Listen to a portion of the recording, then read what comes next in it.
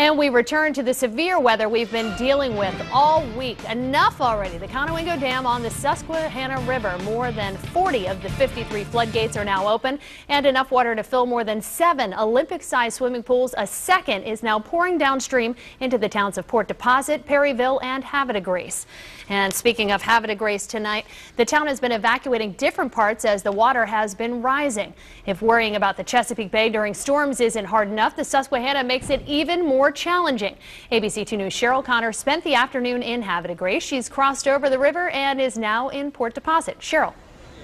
We certainly are, Josie. Yeah, and I want to step out of the way and show you the emergency effort that's going on here. You can see crews are in one of the lowest lying areas here in Port Deposit, and we're told that they're getting on their boats and they're going up to residents' home, making sure that they are out of here and evacuated for the situation that could happen overnight.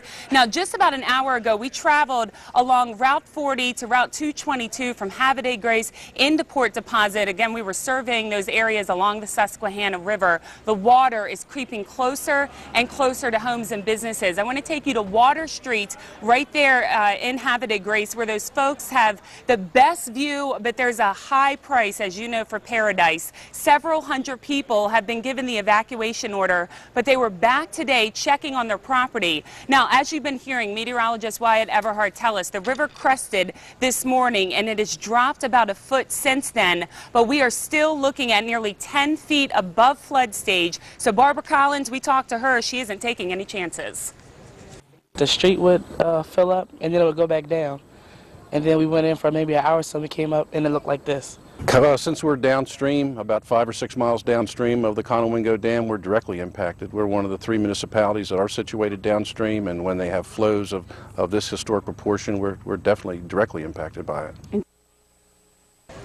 Yeah, they certainly are. And for safety reasons, BGE has spent the day shutting off power to several hundred customers in Havre de Grace. That number may go up if the situation gets any worse and the water reaches higher ground. Now, coming up at 6 o'clock, we're going to tell you more about the evacuation order in Havre de Grace. We'll also tell you how some of those businesses along the Main Street area are doing as this river continues to rise.